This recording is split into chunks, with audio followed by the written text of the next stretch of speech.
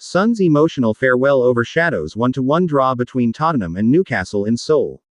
Today's preseason friendly between Tottenham Hotspur and Newcastle United, played at the Seoul World Cup Stadium, was more than just a warm-up match.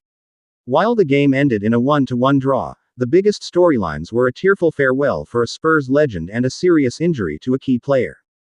Goals and key action. The match started at a frantic pace, with Tottenham taking an early lead in the 4th minute.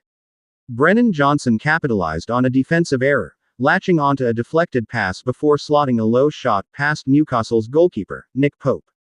Johnson paid tribute to his departing captain, mimicking Son Heung-min's trademark camera celebration in front of the adoring home crowd. Newcastle, however, responded positively and grew into the game.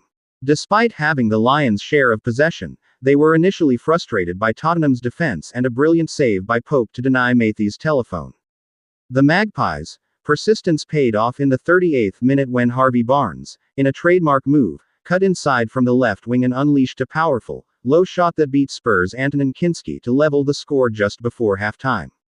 An emotional farewell and a major injury scare. The result and the goals, however, were overshadowed by two emotional and potentially significant moments. The match was a tribute to Son Heung-min, who played his final game for Tottenham in his home country. In the second half, when his number was shown on the substitution board, the entire stadium erupted in a standing ovation. Players from both teams gathered to embrace the visibly emotional captain as he waved goodbye to the Spurs faithful after a decade with the club. In a heartbreaking turn of events, the match ended on a sour note for Tottenham with a serious injury to James Maddison. The playmaker went down off the ball in the closing minutes and had to be stretchered off the pitch, covering his face in disappointment. The severity of the injury is not yet known, but it is a major concern for the club just weeks before the Premier League season begins.